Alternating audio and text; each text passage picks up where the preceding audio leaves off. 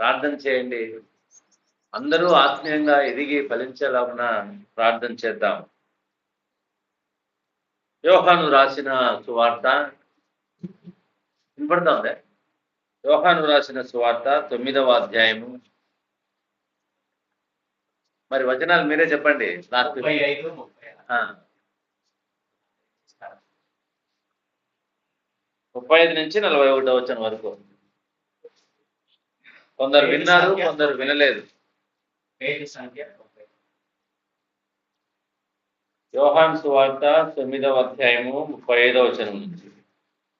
పరిసయ్యులు వారిని వెలివేసిరని యేసు విని వారిని కనుగొని, నీవు దేవుని కుమారుని యందు విశ్వాసం ఉంచుచున్నావా అని అడిగారు. అందుకు వాడు, ప్రభువా, నేను ఆయన యందు విశ్వాసం ఉంచుటకు ఆయన ఎవడని అడుగగా, యేసు, నీవు ఆయనను చూచుచున్నావు, నీతో మాట్లాడుచున్నవాడు ఆయనే అని. అంతటా వాడు, ప్రభువా, నేను విశ్వసించుచున్నాను అని చెప్పి ఆయనకు మ్రొక్కెను. అప్పుడు యేసు, చూడని వారు చూడవలెను, చూచివారు గుడ్డివారు కావలెను అను తీర్పు నిమిత్తము నేను ఈ లోకమునకు వచ్చి తినని చెప్పాను. ఆయన యొద్దనున్న పరిసయ్యులలో కొందరు ఈ మాట విని, మేమును గుడ్డివారమా అని అడిగింది.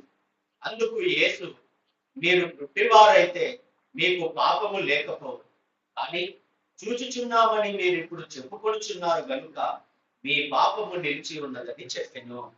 ప్రార్థన చేద్దాం. జీవాధిపతి అయిన మా ప్రభువా, మీ పరిశుద్ధమైన నామమునకు స్తోత్రములైనా.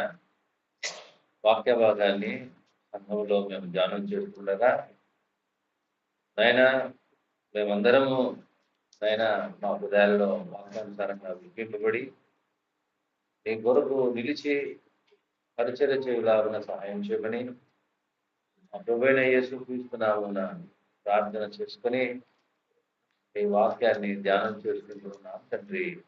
ఆమేన్. ప్రభునందు ప్రియమైనటువంటి వాళ్ళరా,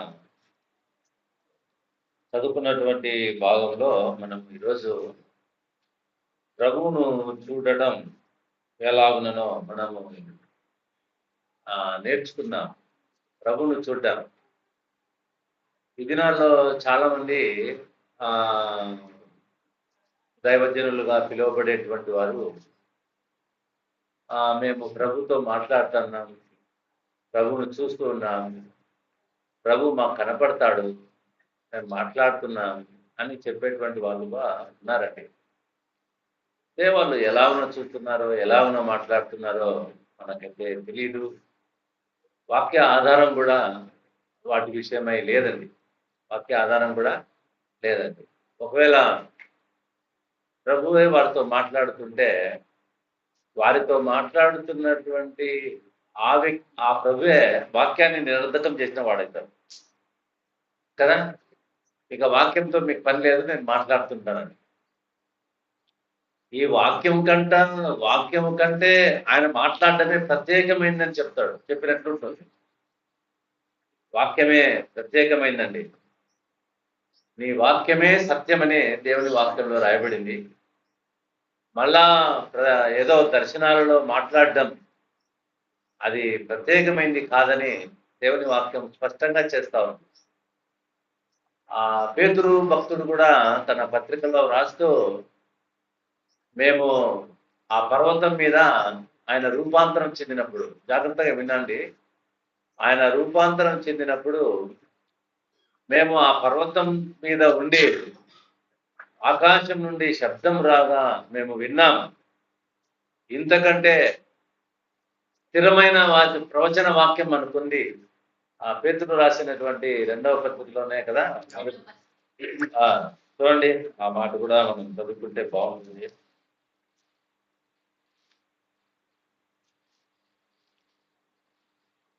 రెండవ పత్రిక 18వ వచనం చదువుతున్నామండి. మేము ఆ పరిశుద్ధ పర్వతము మీద ఆయనతో కూడా ఉండిన వారమై ఆ శబ్దము ఆకాశము నుండి రాగా వింటిని, మరియు ఇంతకంటే స్థిరమైన ప్రవచన వాక్యము మనకు ఉన్నది. చూడండి, ఎంతకంటే స్థిరమైన ప్రవచన వాక్యము మనకున్నది. స్థిరమైన ప్రవచన వాక్యం అంటే ఇప్పుడు నిన్న శ్రీలేఖ వారితో చెప్పిన వాక్యానికి అట్లే చెప్పలేను. ఇక్కడ కొంచెం మారిపోతుంది, అవునా? కొంచెం మారిపోతూ ఉంటుంది. అయితే వాక్యం అట్లా మారదండి, స్థిరమైంది అనమాట. ఆ రోజు ఒకలాగున ఈ రోజు ఒకలాగున వాక్యం మారదండి. ఇంతకంటే స్థిరమైన ప్రవచన వాక్యము మనకున్నది. దాని యందు లక్ష్యం ఉంచిన ఎడల మీకు మేలు. కాబట్టి ప్రభునందు ప్రేమైనటువంటి వాళ్ళగా, ప్రభును చూడటం అంటే అర్థం ఏంటంటే ఆయన వాక్యాన్ని మనము అంగీకరించడమే. పౌలు భక్తుడు కూడా కొరింథీయులకు రాస్తూ 15వ అధ్యాయంలో ఆయన తిరిగి లేచిన తర్వాత మొదట ఎవరికి కనపడినాడంట? ఆయన కేఫాకును పేతురుకును. తర్వాత చూడండి 15వ అధ్యాయం, మొదటి కొరింథీయులకు రాసినటువంటి పత్రిక 15వ అధ్యాయం. లీడర్ రెడీగా ఉండాలి. 15వ అధ్యాయము 4వ వచనం నుంచే. మొదటి కొరింథీయులకు రాసినటువంటి పత్రిక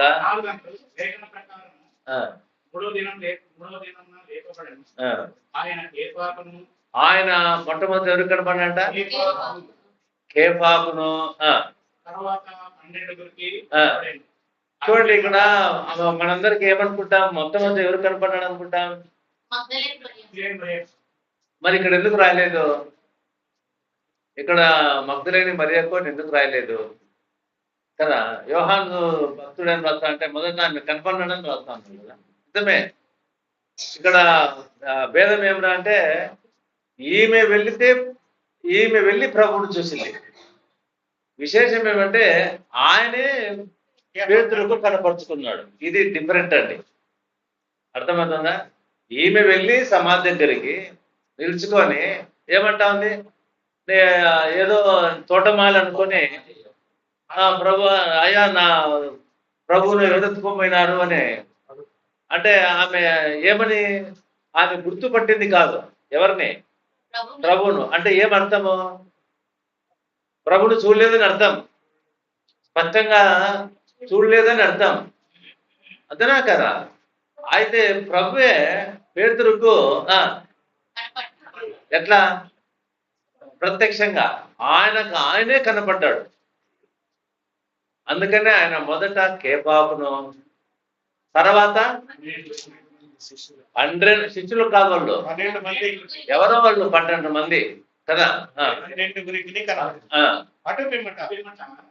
5 మందిలకు ఎక్కువైన సోదరులకు 1 మంది కనపడింది. వీరిలో అనేకులు నిలిచి ఉన్నారు, కొందరు నిశ్చయించారు.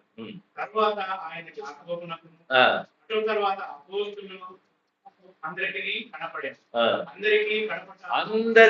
కనపట అకాలమందు పుట్టినట్టున్న. ఎప్పుడు అందరికీ కడపట అంటే అందరికి లాస్ట్ అంటే ఇప్పటికీ చెల్లుతుంది అన్నమాట. అప్పటికేనా? ఇప్పటికీ చెల్లుబాటు అవుతుంది, ఇప్పటికి కూడా చెల్లుబాటు అవుతుంది. ఎట్లా?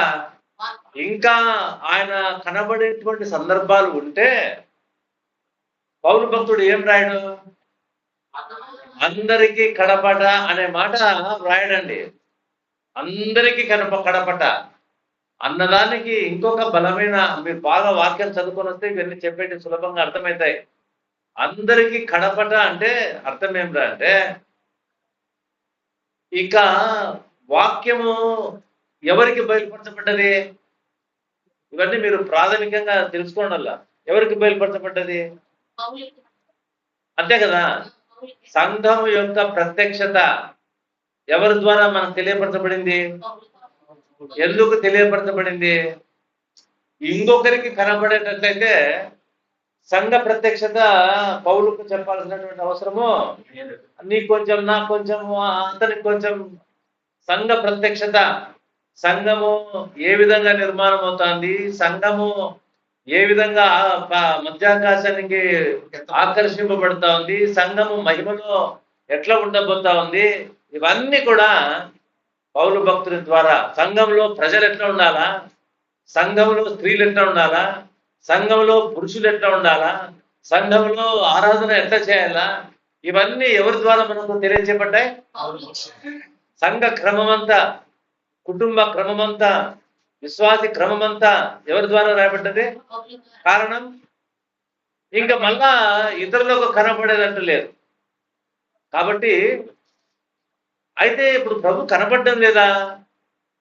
ఇప్పటికీ కనబడుతున్నాడు. ఆయన ఇప్పటికి కూడా కనబడతా ఉన్నాడు, ఇప్పటికి కూడా కనబడుతున్నాడు. చూద్దాం, మీకా గ్రంథం చూద్దాం. ఎవరన్నా తీసిన వాళ్ళు పేజ్ నెంబర్ చెప్పండి.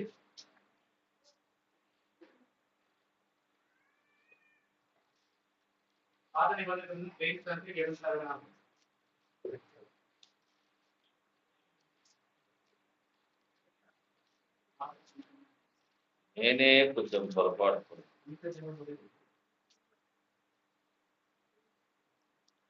5వ అధ్యాయము 766 పేజీ నంబర్, 5వ అధ్యాయము 2వ వచనం.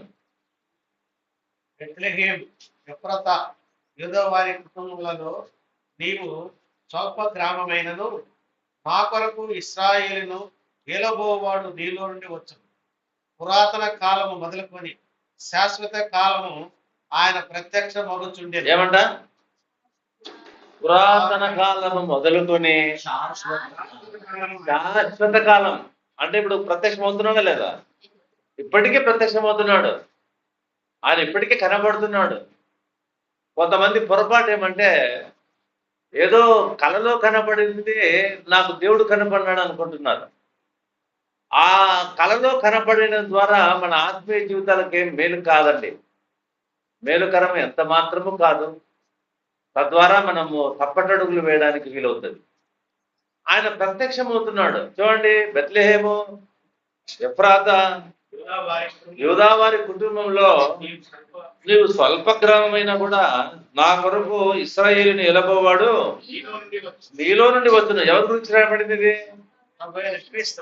వాడు ప్రభు అయిన యేసుక్రీస్తు పుట్టుక గురించి. బెత్లెహేములో ఆయన పుట్టబోతున్నాడని, ఆయన ఆ బెత్లెహేములో పుట్టి చనిపోయి తిరిగి లేచి పరిపాలన ఆయన తీసుకువస్తున్నాడని ఇక్కడే రాయబడింది. ఆయన ఎప్పుడంట?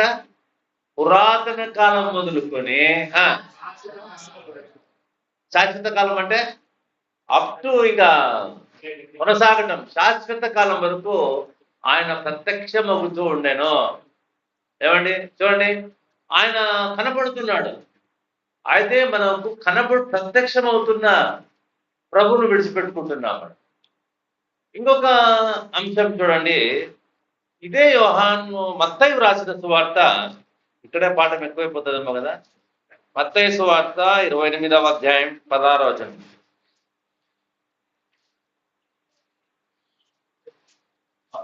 అందులో కొంతమంది శిష్యులు యేసు తమకు నిర్ణయించిన గలిలయలో పేజ్ నెంబర్ చెప్పేదే పేజీ సంఖ్య 38వ అధ్యాయం 16వ వచనం. అందులో కొంతమంది శిష్యులు యేసు తమకు నిర్ణయించిన గలిలయలోని కొండకు వెళ్ళిరి. వారు ఆయనను చూచి ఆయనకు మొక్కిరి గాని కొందరు సందేహించారు. చాలు, అందరు నన్ను చూడండి, మీతో కనపడతాంటే నేను మాట్లాడక వెళ్ళేది. పిమ్మట 11 మంది శిష్యులు యేసు తమకు నిర్ణయించిన గలిలయలోని కొండకు వెళ్ళిరి. వారు ఆయనను చూచి ఆయనకు, ఇక్కడ మీకు ఒక ప్రశ్న వేస్తా ఉన్నాను. ఆదివారం సాయంకాలం ప్రభు తిరిగి లేచిన దినాన శిష్యులు ఆ గదిలో, మేడ గదిలో ఉండగా ప్రభు కనపడలేదా? కనపడనే లేదా? వాళ్ళతో మాట్లాడినాడు, మీకు సమాధానం కలుగుతాక అని మాట్లాడినాడా లేదా? అనేక మార్లు వాళ్ళకి కనపడినాడండి, అనేక మార్లు కనపడినాడు. ఎక్కడ కూడా ఆయన వారికి కనబడను అనే మాట రాయబడుతుంది కానీ వారు ఆయనను చూచిరి అనే మాట రాయలే చూడండి. చాలా చోట్ల ఇప్పుడు చూడండి, ఆ మేడగదిలో ప్రభు వారి మధ్యలోనికి వచ్చిన తర్వాత ఆయనకు మృక్కిరని రాయబడిందా? రాయలే. ఆయనకు మృక్కిరి అనే మాట రాయబడలే. తర్వాత తిబిరే సముద్రం దగ్గర కనపడినాడు, తెల్లవారుజాముగానే కనపడినాడు. ప్రభు ఇదిగో పేతురు ఇటు పోయి చేపలు వల వేయి అంటే 153 గొప్ప చేపలు పడ్డాయి. అప్పుడు వాళ్ళు ఆయనకు మొక్కినట్టుందా? ఎందుకు మొక్కలేదు? వాళ్ళతో మాట్లాడుతున్నారు కానీ వాళ్ళు ఆయనను చూడలేదండి. ఆయనను చూడడం అంటే ఏంటో ఈ రోజు మనం పాఠం నేర్చుకుంటున్నాం. అందుకే వాళ్ళు మొక్కలే. ఈరోజు నీవు నేను మొక్కటం లేదంటే, ఆయనకు మొక్కటం లేదంటే అర్థం ఏమంటే ఆయనను చూడటం లేదని అర్థం. చూడండి, శిష్యులకు కనబడుతున్నాడు. 40 దినాలు యేసు తమకు నిర్ణయించిన గలిలయలోని కొండకు వెళ్ళిరి. అక్కడ వారు అంటే ఆయన ప్రభు ఏం చెప్పినాడు వాళ్ళకు? ఏం చెప్పినాడంటే, నేను మరణించి తిరిగి లేస్తాను, లేచిన వెంటనే మీరేం చేయాలా? మీరు అక్కడ ఉండండి అని చెప్పాడు. అవునా? ఆ రోజే చెప్పినాడు మీరు అక్కడికి రండి అని. అక్కడ మనం అందరం కలుసుకుందామని చెప్పినాడు. వాళ్ళు వచ్చినారా? ఎన్ని రోజులు లేట్ చేసినారు? దాదాపు చాలా కాలం లేట్ చేసినారు వాళ్ళు. 40 రోజుల దాకా లేట్ చేసినట్లు ఉన్నారు వాళ్ళు. లాస్ట్కి ఏం చేసినారు వాళ్ళు?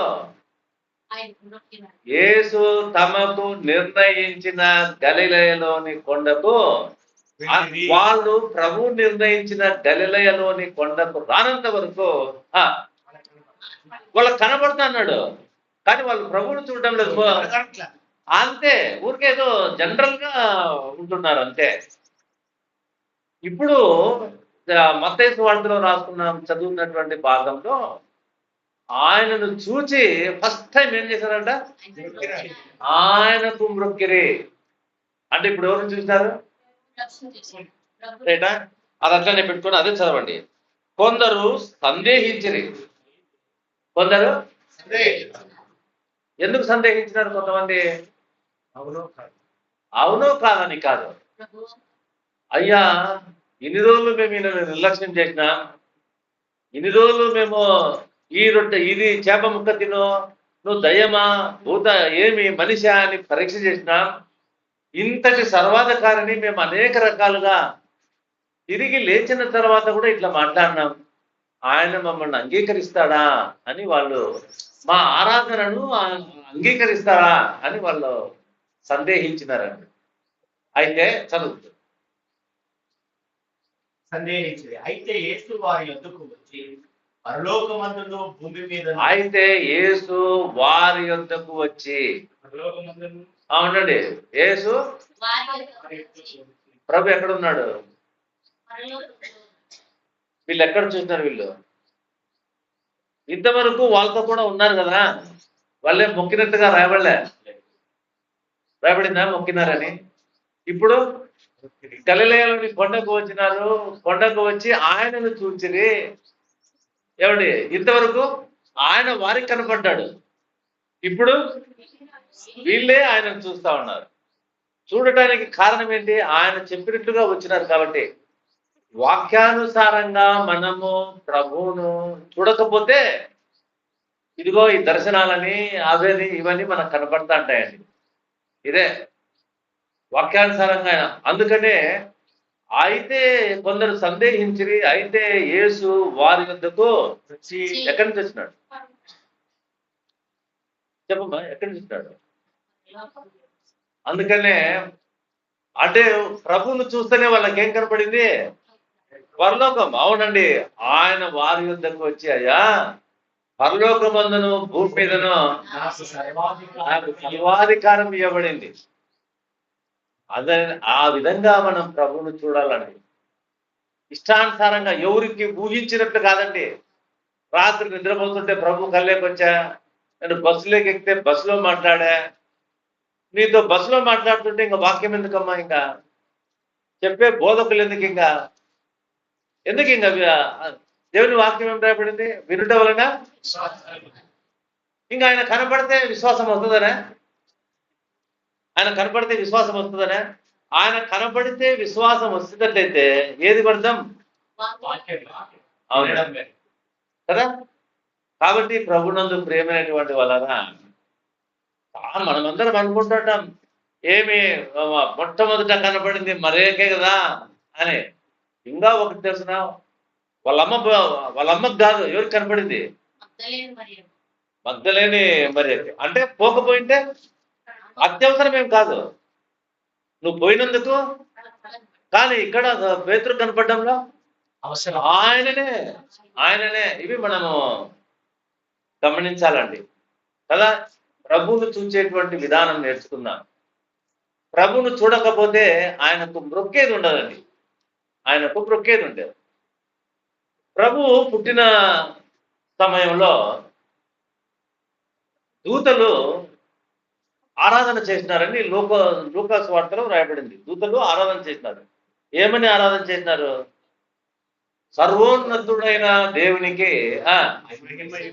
మహిమయు.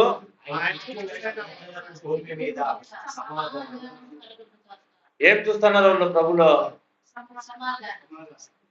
సర్వోన్నతుడైన దేవుణ్ణి చూస్తా ఉన్నారు వాళ్ళు. ఎవరిలో? బాలుడిగా పుట్టినటువంటి ప్రభులో. ఏమండి, అవునా కదా? వాళ్ళు ఎవరిని చూస్తున్నారు? సర్వోన్నతుడిని చూస్తా ఉన్నారు. ఎవరు? దూతలు సర్వోన్నతుడిని చూస్తా ఉన్నారు. ఇది ఆయనను చూడడం అంటే. బాలుని చూడలే, జ్ఞానులను చూద్దాం. జ్ఞానులు వచ్చినారు. వచ్చి ఏం చేసినారు వాళ్ళు? ఆయనకు మృక్కిరి అని రాయబడి. ఎవరికి? వయసు ఎంత అంటారా? ఇప్పుడు నీ కొడుకును ఆయన అంటే నువ్వు ఒప్పుకుంటావా? ఆయనకు వాళ్ళు ఎవరు చూసినారు? వాళ్ళు ప్రభువును చూసినారన్నమాట. బాలుడే. ఆ ప్రభువునే వాళ్ళు చూడకపోతే ఏం చేసిండే వాళ్ళు కాదు. వాళ్ళు మొక్కి ఉండేవాళ్ళు కాదు. మొక్కి ఉండేవాళ్ళు కాదు. సుమయోను చూద్దాం. సుమయోను ఇవన్నీ మీకు తెలుసు కాబట్టి నేను చెప్పుకుంటూ వెళ్తున్నాను. సుమయోను ఒక మనుష్యుడు, ఆయన నీతిమంతుడు. ఆయన ఏమి యాజకుడు కాదు. ఆయన యాజకుడు కాదు. ఆయన వచ్చి ఆ బాలుని ఎత్తుకొని నాదా, ఇప్పుడు నీ దాసుని సమాధానంతో పోషిస్తున్నావు. నీవు సకల ప్రజల ఎదుట సిద్ధపరిచిన రక్షణను నేను కన్నారా?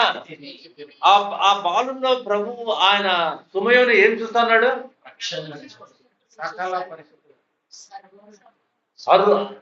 నాదా దేవుణ్ణి చూస్తున్నాడు. ఆయన మరణ పునరుద్ధానాన్ని చూస్తా ఉన్నాడు. ఆయన రక్షణను చూస్తా ఉన్నాడు. అందుకనే ఆయనను కొనియాడగలిగినాడు. అక్కడే ఉన్న అన్న అనే ప్రవక్తి, ఆమె ఎవరిని చూస్తా ఉంది? విమోచన, ఇశ్రాయేలీయులకు విమోచన కొరకు కనిపెట్టుకున్న వారికి ఆయన గురించి చెప్తాంది, ఈయనే మనల్ని విమోచించేవాడని. ఇంకా మీకు సులభంగా అర్థం కావడానికి బాప్తిస్మం ఇచ్చే యోహాను యేసు తన యుద్ధకు రాగా ఏమని చెప్తున్నాడు? ఇదిగో ఆ ప్రభువులో అప్పుడు యవనుడుగా ఉన్నాడు ప్రభు కదా, యవనుడుగా ఉన్నాడు కదా. ఆ ప్రభువులో ఈయన ఎవరిని చూస్తా ఉన్నాడు? గొర్రె పిల్లని చూస్తా ఉన్నాడు. ఇదిగో లోక పాపాన్ని మోసుకొని పోతున్న దేవుని గొర్రె పిల్ల. అవునా కదా? ఆయన గడ్డము, ఆయన నడికట్టు ఇవేమీ రాయబడలేదండి ఇక్కడ. అవన్నీ ఇక్కడ ఏం రాయబడలేదు. ఎవరిని చూస్తున్నాడు ఆయన? ఇదిగో లోక పాపమును మోసుకొనుచున్న దేవుని గొర్రె పిల్ల. అవునండి. శిష్యులు ఏం చేశారంటే, ఇద్దరు యోహాను శిష్యులు ఆయన వెంబడిపోయినారు. దేవుని గొర్రె పిల్ల అంటే, అమ్మో మనుషులు తెచ్చే గొర్రె పిల్లలోనే ఏముండకూడదు. ఇప్పుడు పొద్దున్నే ఆరాధనలు విన్నాం, కలంకం ఉండకూడదు, కల్మషం ఉండకూడదు. గొర్రె పిల్ల జంతువు కదండి, దాంట్లో కల్మషం ఎట్లుంటుంది? ఎప్పుడైనా ఆలోచన చేసినారా మీరు? ఎట్లా ఉంటుంది కల్మషం? దానికి ఏమన్నా పగ ఉంటుందా? దానికి ఏమన్నా జ్ఞానం ఉందా? ఏమన్నా దొంగతనం చేయడానికి ఏమన్నా ఎట్లా ఉంటుంది దాంట్లో కల్మషం? మీరు ఆలోచన చేయండి. ఎట్లా కల్మషం ఉంటుంది దానికి? మరి దాంట్లో ఏం పాపం ఉంటుంది? దాంట్లో మనం కల్మషం లేనిది, మచ్చ లేనిది, ఇవన్నీ క్వాలిటీస్ ఉండాలా. ఎవరు తెచ్చే గొర్రెపిల్ల? ఇశ్రాయేలు తెచ్చి మనం తెచ్చే గొర్రెపిల్ల అనుకున్నాం. కానీ దేవుని గొర్రెపిల్లకి ఎట్లుంటది? ఇంకా ఆ? ఆ దేవుని గొర్రెపిల్లని చూడడానికే ప్రభు మనకి పద్ధతులన్నీ నేర్పించినాడు అనమాట. సరే, ఆ గొర్రెపిల్లలో ఉన్న ఏం కల్మషము ఏముంటది ఆ గొర్రెపిల్లలో? ఏమోనండి, అది మనకు కూడా అర్థం కాదు. గొర్రె పిల్లలు కూడా కల్మషం ఉందేమో కానీ మన ప్రభువులో అబ్బా, చిన్న పిల్లలో కల్మషం లేకుండా ఉన్నటువంటి గొర్రె పిల్లలో ఎందుకు చూపిస్తున్నాడు ప్రభు అంటే అటువంటి వాడు ప్రభు. అవునా కదా? మరి గొర్రె పిల్లలో కల్మషం ఏంటో పరలోకంలో మనం వెళ్ళిన తర్వాత డెఫినెట్ గా తెలుసుకోవచ్చు. ఏదో కాలు ఇరిగితే, గుడ్డిలైతే, పక్క చిక్కిపోతే మనం తెలుసుకోవచ్చునేమో కానీ ఆ కల్మషం ఏందో, ఇదిగో లోక పాపమును మోసుకొని ఎవరిని చూస్తున్నాడు? బాప్తిస్మం ఇచ్చే యోహాను గొర్రె పిల్లని చూస్తా ఉన్నాడు. అప్పుడు ఇదిగో లోక పాపాన్ని మోసుకొని పోయే దేవుని గొర్రె పిల్ల కదా. కాబట్టి మనము మన పర్సనాలిటీలో ప్రభువును చూడాలి అనుకుంటే ఎవరైనా అడగండి, నువ్వు మాట్లాడుతున్నావు కదమ్మా దేవునితో, ఎట్లా కనపడినాడు అని చెప్పండి, వాళ్ళే చెప్తారు. గడ్డం పెట్టుకున్నాడు, నిలుంటంగి తొడుగు, ఇవే చెప్పేది. వాళ్ళు ఎవరిని చూడడం లేదు. వాక్యములో కనపరచబడే క్వాలిటీస్ చూడడం లేదు. వాక్యంలో కనపరచబడే క్వాలిటీస్ చూడడం లేదు. అందుకనే ఇక్కడ మనం చదువుకున్నాం కదా ఒక గుడ్డివాడు గురించి. ఎక్కడ? యోహాను సువార్త 9వ అధ్యాయంలో. త్వరగా చదువుకుందామండి, 12 అవుతాను టైము. 9వ అధ్యాయం. పరిసయ్యులు వానిని వెలివేసిరని యేసు విని వానిని కనుగొని, నీవు దేవుని కుమారుని యందు విశ్వాసం ఉంచుచున్నావా అని అడిగాను. చాలు. వీడు ఒక గుడ్డివాడు అండి. ఎటువంటి గుడ్డివాడు అంటే మధ్యలో గుడ్డివాడు కాదు. కొంతమందికి మధ్యలో కళ్ళు పోతాయి. ఈయన పుట్టుకతోనే గుడ్డివాడు. ఆ శిష్యులు ప్రభువుతో మాట్లాడినారు. ఏమని మాట్లాడినారంటే, ప్రభువా, వీడు గుడ్డివాడుగా పుట్టడానికి ఎవరు పాపం చేసినారు? వీడి కళ్ళ తల్లిదండ్రులా? ఎవరు పాపం చేసినారు? ఎందుకంటే యూదుల్లో ఇవన్నీ నేను మీకు ముందు చెప్పినాను. ఇవన్నీ క్లియర్గా యూదుల్లో ఈ అభిప్రాయం ఉండేది, పాపము ఒకరంబడి ఒకరి మీదకి వస్తూ ఉంటుంది. సరే, ఆ సబ్జెక్ట్ అట్లా పక్కన పెట్టుకుందాం.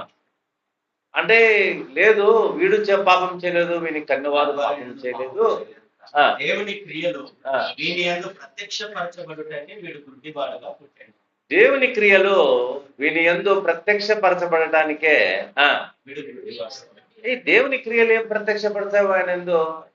వాని యందు దేవుని క్రియలు ఏమని ప్రత్యక్షపరచబడతాయి? వాడిని చూసిన వాళ్ళు ఎవరిని చూడాలా? దేవుని క్రియలను చూడాలా.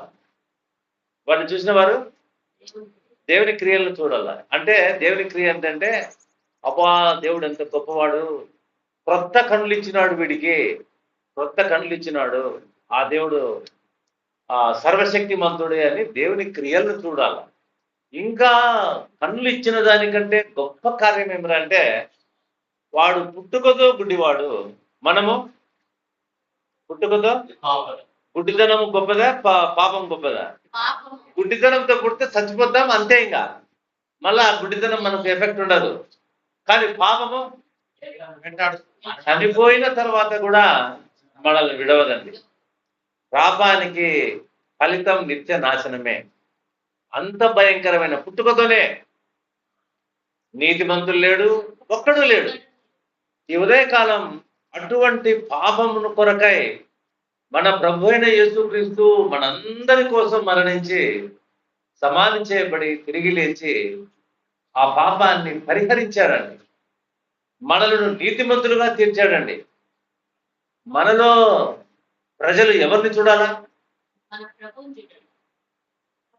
ఎవరిని చూడాలి చెప్పండి ఎవరైనా? ఆ? ఆ, దేవుని స్తోత్రం. ఏం చూడాలా? ప్రభు క్రియలను చూడాలా. మనము క్రియలను కనపరిచేటువంటి వారుగా ఉన్నామా? చెప్పండి. అందుకనే దేవుని క్రియలు వీని యందు ప్రత్యక్షపరచబడటానికే వీడు గుడ్డివాడుగా పుట్టాడు. దేవుని క్రియలు మన యందు ప్రత్యక్షపరచబడటానికే మనం కూడా పాపంలోనే పుట్టాం. విడిచిపెట్టబడ్డామా? లేదండి.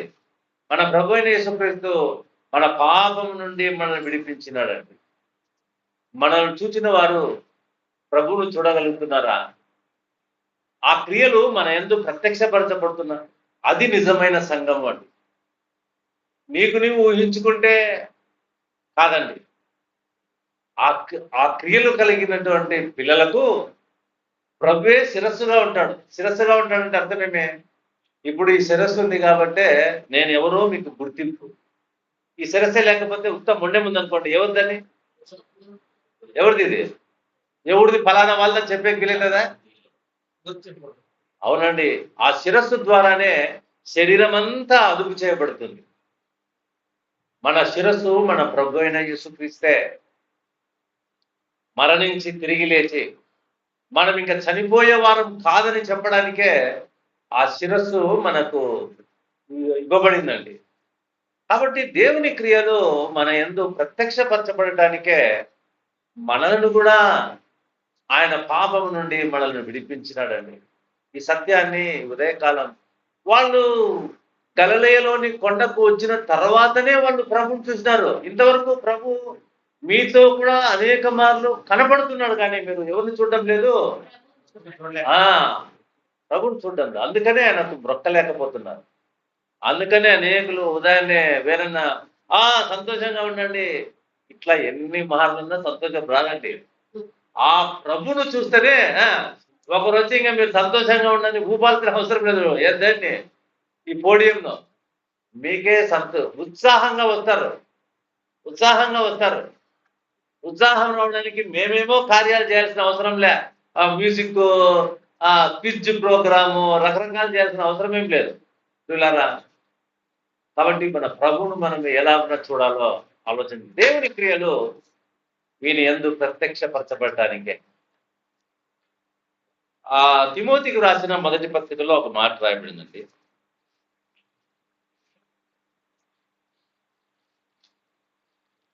మొదటి అధ్యాయం 15వ వచనం నుంచి. పాపులను రక్షించుటకు క్రీస్తు యేసు లోకములకు వచ్చిన వాక్యము నమ్మదగినది, పూర్ణాంగీకారమునకు యోగ్యమైనది ఉన్నది. ఎవరి సాక్ష్యం ఇది? ఎవరి సాక్ష్యం? ఎవరి సాక్ష్యం? ఎవరో ఒకరు బాగా గట్టిగా చెప్పండి. ఎవరి సాక్ష్యం ఇది? పౌలే అంటే ఇంకోటి ఏదో డౌట్ ఉంది కదా. పౌలు చెప్తాన్నాడు ఎందుకు ఆయన సాక్ష్యం. పాపులను రక్షించడానికి క్రీస్తు యేసు లోకం దేవుని క్రియలు ఆయన ఎందుకు ఎట్లా ప్రత్యక్షపరచబడుతున్నాయో చూస్తున్నాం. ఆయన ఏమంటున్నాడు? ఆయన ఖచ్చితంగా తెలుసు నేను పాపిని. ఎటువంటి పాపిని? ప్రధాన పాపిని. ఎటువంటి పాపిని? ఏ దేవుడు క్షమించరానటువంటి పాపి నేను. ఏమండి? ఇప్పుడు ఆయన రక్షింపబడిన తర్వాత ప్రభు అయిన యేసుక్రీస్తు మరణ పునరుద్ధానాన్ని బట్టి ఆయన రక్షింపబడిన తర్వాత ఆయన ఇచ్చిన సాక్ష్యం ఏంటి? దేన్ని పట్టిస్తున్నాడు ఆయన? ఆయనను పట్టిస్తున్నాడా? దేన్ని పట్టిస్తున్నాడు? ఆయనను బట్టి సాక్ష్యం చెప్తున్నాడా? వేరే దానిని బట్టి సాక్ష్యం చెప్తున్నాడా? నన్ను క్షమించినాడంటే అర్థం ఏంటి? ఇది గ్యారంటీ. పాపులను రక్షించడానికి క్రీస్తు యేసు లోకమునకు వచ్చిన వాక్యము నన్ను రక్షించినాడండి. అందుకని నేనేం చెప్తా? నమ్మదగినది. మనము అనేక మార్లు పట్టణాల్లో పల్లెల్లో పోయి చెప్తాన్నాం యేసుక్రీస్తు పాపుల కోసం వచ్చినాడని. అసలైన విషయం తెలుసుకున్నా మనకే పెద్ద నమ్మకం లేదు. కానీ ఆయన అంటే చెప్తున్నాడు, అర్థమే కదా? ఆయన అంటే చెప్తున్నాడు నన్ను. అందుకనే ఇది దేవుని క్రియ. ఆయన యందు ప్రత్యక్షపరచబడ్డానికి, పాపులను రక్షించడానికి క్రీస్తు యేసు లోకమునకు వచ్చిన వాక్యము నమ్మదగినది, పూర్ణాంగీకరమునకు యోగ్యము. నమ్మడానికి అదే పూర్తి. ఎందుకంటే నేను అటువంటి వాడిని. చదవండి. వారిలో నేను ప్రధానుడు. వారిలో ఎవరిలో? అట్టివారి. ఎవరిలో? పాపులలో నేను ప్రధానుణ్ణి. అయినను నిత్య జీవము నిమిత్తము తనను విశ్వసింపబో వారికి నేను మాదిరిగా ఉండలాగున యేసుక్రీస్తు అను తన పూర్ణమైన దీర్ఘ శాంతమును ఆ ప్రధాన పాపి అయిన నాయందు కనపరచున్నట్లు నేను కనికరింపబడి. దీని అర్థం ఏమంటే ఇప్పుడు మనమందరము సెకండరీ గ్రేడ్ పాపులం అనుకున్నాం. ఫస్ట్ పాపి ఎవరు? పౌలు భక్తుడే. ఆయనే క్షమించబడ్డాడంటే మనము, అవునా? దీని అర్థం అదే అనమాట. ఆయనే అంత పనికిరాని పాపిని ప్రభు క్షమించినాడంటే ఆయన కన్నా చాలా తక్కువ నన్ను. ఇదే ఇక్కడ ఆయనను తనను విశ్వసింపబో వారికి నేను మాదిరికరంగా ఉండలాగున యేసుక్రీస్తు తన పూర్ణమైన దీర్ఘశాంతమును నా యందు కనపరిచినాడు. అంటే నా యందు అసలు దీర్ఘశాంతాన్నే కనపరచాల్సిన అవసరం లేదు. ఎప్పుడో నన్ను చంపేయాలా, ఎప్పుడో నన్ను తీసేయాలా, నా యందు కనపరిచినాడు. కాబట్టి నా యందే కనపరిచినాడంటే మీ యందు ఇది అండి. దేవుని క్రియలు మన యందు ప్రత్యక్షపరచబడటానికే దేవుని కొరకు మనం జీవించాలండి. ఎవరు ప్రభువును నిజంగా చూసిన వాళ్ళే దేవుని క్రియలు ప్రత్యక్షపరచబడతారు. ఈరోజు చాలా మంది దేవుని చూద్దామని చెప్పే వాళ్ళు ఆ ఊరికే వాళ్ళు చెప్పుకుంటున్నారు, కానీ ఆ క్రియలు వాళ్ళేమి ప్రత్యక్షపరచబడ్డం. మనము దేవుని క్రియలు ప్రత్యక్షపరుస్తున్నామా? నిజమైన సంఘముగా మనము కొనసాగుతూ ఉన్నామా? ఏదో మొక్కబడిగా తంతుగా మందిరానికి వస్తున్నామా? ప్రభుని చూసినామా? నువ్వు ప్రభువును చూడకుండా ఆయనకు బ్రొక్కలేదు. నీకు ఇంకా ప్రభువును చూడడం అంటే ఇంకొక ఉదాహరణ చెప్తా. ఇప్పుడు నేను మాట్లాడుతా ఉన్నాను ప్రేమ గురించి. ప్రేమ అని మాట్లాడుతా అంటే మీకు ఎవరు కనపడుతూ ఉంటారు నాలో? లే, ప్రభు మాట చెప్తున్నాను నేను.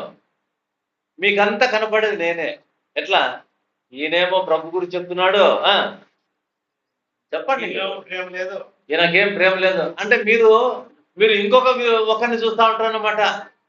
అర్థమైందా? అట్లా మనం ఒక వ్యక్తి మాట్లాడుతుంటే ఆ వ్యక్తి బ్యాక్గ్రౌండ్ చూస్తూ ఉంటాం మనం కూడా. అవునా కదా? ఆయన మంచి బోధగాడు మా ఇంటికి వచ్చి ఏదో మాట్లాడతాం, కానీ మనం ఏం చూస్తూ ఉంటాం? మన వెనకాల వాడి మోసమే చూస్తూ ఉంటాం. అది అట్లనే మనం ప్రభువులో ఆయన పర్సనాలిటీగా చూడాల్సింది. ఆయన ఎటువంటి వాడో చూడాలి. ఆయన ఎటువంటి వాడో చూడాలి. అది ప్రభువును చూడటము అంటాం. చూడండి, ఇప్పుడు ఆయన ప్రభుని ఎట్లా చూసినాడో, ఆ బాప్తిస్మం ఇచ్చే యోహానుకు ఆయన పాపము లేనివాడు, గొర్రెపిల్లతో సమానుడు ఈయనే. అంతవరకు ఆశ్చర్యం ఏమంటే యోహానుకు ఆయనకు పరిచయమే లేదు. ఆయనకు పరిచయమే లేదు. ఎప్పుడు పరిచయం? ఒకసారి మరియా వాళ్ళ ఇంటికి పోయినప్పుడు ఆయన గర్భంలో ఉండి గంతులు వేసినాడు వందనాలు చెప్తే, అంతే. ఇంకా పరిచయమే లేదు. ఇప్పుడు ఇంకా పరిచయం లేదు. కనపడిన వెంటనే ఇదిగో లోక పాపాన్ని మోస్తా అంటే ఆ ప్రభువులో ఆయన ఎవరిని చూస్తున్నాడు? దేవుని గొర్రె. అది ప్రభువును చూడడం. కాబట్టి పిల్లరా, ఇక్కడ ఒక గుడ్డివాడు శరీర సంబంధమైన చూపు పొందినాడండి. శరీర సంబంధమైన చూపు పొందినాడు. అది పాఠం ఎక్కువైపోతుందేమో కదా. పిల్లలు అల్లాడుతున్నారమ్మా.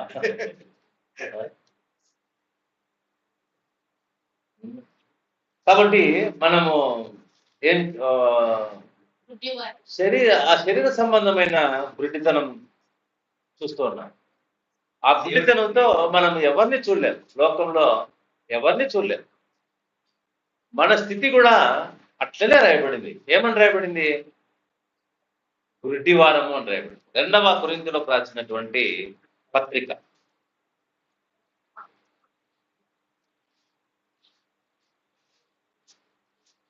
3వ వచనం, 4వ అధ్యాయం 3వ వచనం. మా సువార్త మరుగు చేయబడిన ఎడల నశించుచున్న వారి విషయములోనే మరుగు చేయబడి ఉన్నది. దేవుని స్వరూపి అయిన క్రీస్తు మహిమను కనపరచు సువార్త ప్రకాశము వారికి ప్రకాశింపకుండా నిమిత్తము ఈ యుగ సంబంధమైన దేవత అవిశ్వాసులైన వారి మనోనేత్రములకు వృద్ధితనము కలుగజేసి చూడండి, అవిశ్వాసులైన వారి మనోనేత్రాలకు ఏముందంట? గుడ్డితనం ఉందండి. శరీర సంబంధమైనటువంటి గుడ్డితనంతో మనం ఏమి చూడలేము. కానీ మనము ఎటువంటి వారమంట? అవిశ్వాసం. మనకు యుగ సంబంధమైన దేవత అవిశ్వాసులైన మనకు వారి గుడ్డితనం కలగజేసిందంట. ఎటువంటి గుడ్డితనం అది? యుగ సంబంధమైన దేవత. మీరు బాగా ఆలోచన చేయండి. ఈ యుగ సంబంధమైన దేవత అవిశ్వాసులైన వారి మనోనేత్రాలకు గుడ్డితనం కలగజేసిందంట. ఎట్లాంటి గుడ్డితనం? ఎట్లా గుడ్డితనం అంటే, ఈ యుగ సంబంధమైన దేవత ఎట్లా కనపడుతున్నాడు తెలుసునా? నువ్వు ప్రభువుని చూస్తున్నట్లుగా. ఇంకా నేను ప్రభువుని చూస్తున్నావని వాడేమైపోతున్నాడు? దేవుని విశ్వాసం ఉంటుంది. అంతేనా కదా? అందుకనే ఈ యుగ సంబంధమైన దేవత, జాగ్రత్త వినండి, అవిశ్వాసులు మిమ్మల్ని చూస్తుంటే కొంచెం నిద్రపోయేటట్టు వ్యవస్థ. ఈ యుగ సంబంధమైన దేవత అవిశ్వాసులైన వారి మనోనేత్రములకు, అంటే ఎటువంటి గుడ్డితనము? ఆ శరీర సంబంధమైన గుడ్డితనం కాదండి. ఇది ఎట్లా గుడ్డితనం అంటే, మేము దేవుని చూస్తున్నాం అన్న ఒక భ్రమలో దేవుణ్ణే చూడకోకుండా. అవునండి, ఈరోజు చాలా మంది క్రైస్తవులు మేము బాప్తిస్మం తీసుకున్నాం, మేము మందిరానికి వెళ్తున్నాం, మేము కానుకలు ఇస్తున్నాం. జాగ్రత్త, ఈ యుగ సంబంధమైన దేవత అవిశ్వాసులైన వారి మనోనేత్రాలకు గుడ్డితనం కలగజేస్తుంది. అందుకనే మనము దేవుని వాక్యాన్ని పట్ల శ్రద్ధగా ఆయనను చూడాలండి. అప్పుడే మన ఆ గుడ్డితనం తొలగిపోతుంది. మతము అన్న క్రైస్తవంలో నుంచి మనం బయటికి రావాల్సిన అవసరం. చూడండి, యుగ సంబంధమైన దేవత ఏం చేస్తా ఉంది? ఎటువంటి గుడ్డితనం చెప్పండి? ఎటువంటి గుడ్డితనం? ప్రభులాగే కనపడుతా ఉన్నాడు. అన్ని వాక్యం వింటున్నావని, నువ్వు నీకంటే భక్తి పరులు సంఘంలో ఎవరు లేరని, ఇక నువ్వే. ఇటువంటి గుడ్డితనం చాలా భయంకరమైన గుడ్డితనం అండి. 11వ అధ్యాయం 2వ కొరింథీయులకు రాసిన పత్రిక 11వ అధ్యాయం 13వ వచనం. ఏలైనగా అట్టి వారు క్రీస్తు యొక్క అపోస్తలుల వేషము ధరించుకుని వారై ఉండి దొంగ అపోస్తలులను మోసగాండ్రకు పనివారునై ఉన్నారు. ఇది ఆశ్చర్యం కాదు. సాతాను తానే దేవుడుగా వేషము ధరించుకొనుచున్నాడు. సాతాను ఏం చేస్తున్నాడ? వెలుగుదూత వేషం అంటే కొమ్ములు ఇట్లా, పండ్లు ఇట్లా పెట్టుకునే ఎట్లా వెలుగుదూత వేషం అంటే?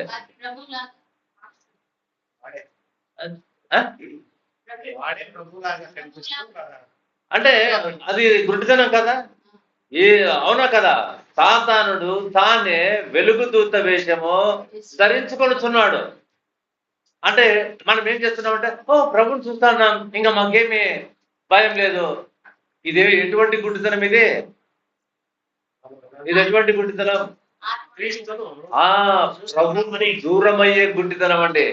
శారీర సంబంధమైన గుడ్డితనం ఉండి ప్రభువును చూడగలుగుతాం, కానీ ఇటువంటి గుడ్డితనం మనం ప్రభువును చూడలేమండి. అందుకనే ఈ యుగ సంబంధమైన దేవత అవిశ్వాసులైన వారి మనోనేత్రాలకు గుడ్డితనం కలగజేస్తారు. మీరేం చేస్తారంటే, మీ మాటలతో మీరే సంతృప్తి చెందుకుంటా ఉంటారు.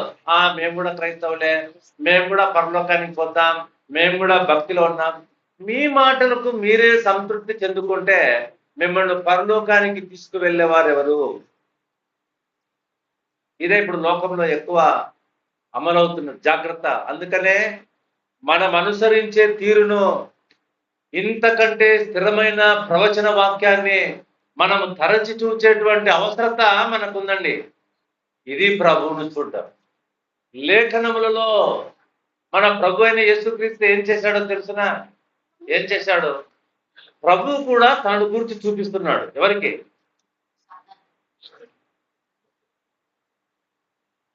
మీరు టకాని ఏదో చెప్తే నా తలకాయ ఎక్కడో వెళ్ళిపోతుంది. ప్రభువును కూడా మన ప్రభు తిరిగి లేచిన తర్వాత ఎమ్మాయి గ్రామానికి వెళ్తున్నాడు. ఆ సందర్భం చేయండి.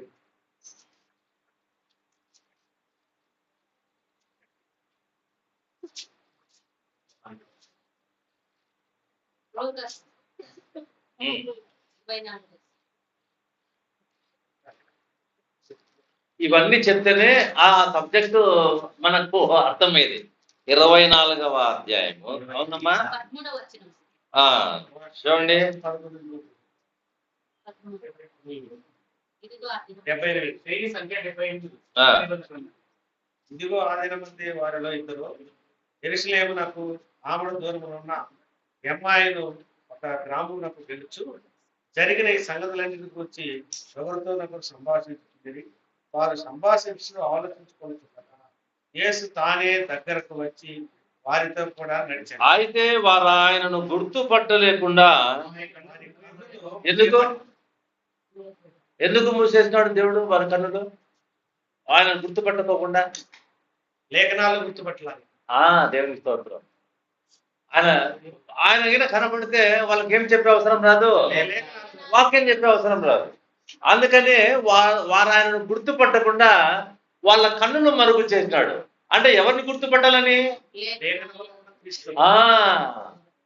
అది లేఖనాల్లో రాయబడిన క్రీస్తును మనం చూసేటువంటి వారుగా, మెస్సయ్యను చూసేటువంటి వారుగా, దేవుని గొర్రెపిల్లను చూసేటువంటి వారుగా, రక్షకుణ్ణి చూసేటువంటి వారుగా మనం ఉండటానికి వారిని ఏం చేసినాడంట? ఆయన వారి కన్నులకు మరుగు చేసినాడంట. నడిచేది ప్రభువే. వారితో ఎందుకు నడుస్తున్నాడు? వారు ఆయనను గుర్తుపట్టకుండా మరి ఎవరిని గుర్తుపట్టడానికి? ఆయనను ఎరిగి ఉండటానికి. చూడండి తర్వాత ఆయన 25వ వచనం చదువుకుందాం. మళ్ళీ మీరు ఇంటికి వెళ్ళి చదవండి అవన్నీ. 25వ వచనం. అందుకు ఆయన, అవివేకులారా, ప్రవక్తలు చెప్పిన మాటలన్నిటినీ నమ్మని మందమతులారా, ఇలా శ్రమపడి తన మహిమలో ప్రవేశించుట అగత్యము కాదా అని వారితో చెప్పి, మోషేయు సమస్త ప్రవక్తలను మొదలుకొని లేఖనములన్నిటిలో తన్ను గూర్చిన వచనముల భావము వారికి తెలిపెను. ఎవరు గురించిన భావము? ఆయనను గూర్చిన భావాన్ని తెలిపినాడంట. ఎందుకు ఇంత శ్రమ పడుతున్నాడు ప్రభు? తిరిగి లేచిన తర్వాత కూడా వాళ్ళు ఆయనను గుర్తుపట్టడం. వెంటనే వాళ్ళు ఏం చేశారంట? వెంటనే ఆయనను వాళ్ళు గుర్తుపట్టడం నేర్చుకున్నారు. ఏమండి? ఆయనను గుర్తుపట్టింది. తర్వాత 44వ వచనం చదువుకుందాం. అయితే చేత అంతటా ఆయన ధర్మశాస్త్రములోను ప్రవక్తల గ్రంథములలోను కీర్తనలలోను నన్ను గూర్చి వ్రాయబడినవన్నీ నెరవేరవలెనని నేను మీ యొద్ద ఉండినప్పుడు మీతో చెప్పిన మాటలు నెరవేరవని వారితో చెప్పాను. అప్పుడు వారు లేఖనములు గ్రహించున్నట్టుగా వారి మనస్సు తెరిచి, అంటే ఇప్పుడు మనం ప్రభువుని చూడాలంటే ఏం చూడాలా? ప్రభువుని చూడాలంటే ఏం చూడాలా? లేఖనాలను మనం చూడాలి. ఏమండి? త్వరపడద్దండి. మా ప్రభు మాట్లాడాలా, ఇట్లా మా బెడ్రూమ్ లో మాట్లాడాలా, ఇవన్నీ మోసకరం. వీటి ద్వారా ఎవరి జీవితం ఆశీర్వదింపబడదండి. ఆ గుడ్డివాడు ప్రభువును చూసే విధానం.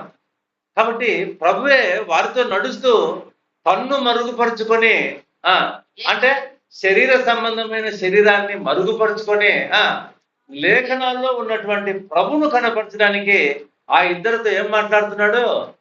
లేఖనాలు మాట్లాడుతున్నాడు. ఇవన్నీ అవునండి. దేవుని క్రియలు మన యందు ప్రత్యక్షపరచబడాలి.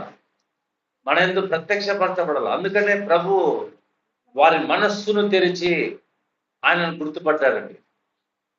ప్రభునందు ప్రియమైనటువంటి వాళ్ళరా, రాయబడిన వింటున్న వాక్యంలో మనం ప్రభువుని చూస్తున్నామా?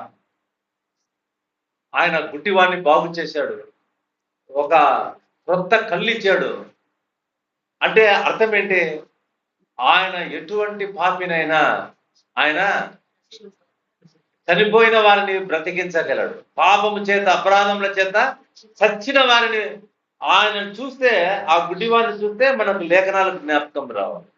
ఎస్, మన ప్రభు అయిన యేసుక్రీస్తు వాడికి గుడ్డితనం బాగు కావడం ఎంత వాస్తవమో, మన పాపములకు క్షమాపణ కలిగింది అంతే వాస్తవం. మనము లేఖనాల్లో వ్రాయబడిన ప్రభువును మనం చూద్దాం. ఆయనను బట్టి, అందుకనే వాడు ఆయనకు మ్రొక్కెను అని రాయబడి. ఆయనకు ఇప్పుడు మనం ఎవరికి మొక్కాలా? ఒక ఫోటో పెట్టుకొని దండేసి మొక్కాలనా? ఎవరికి మొక్కాలా?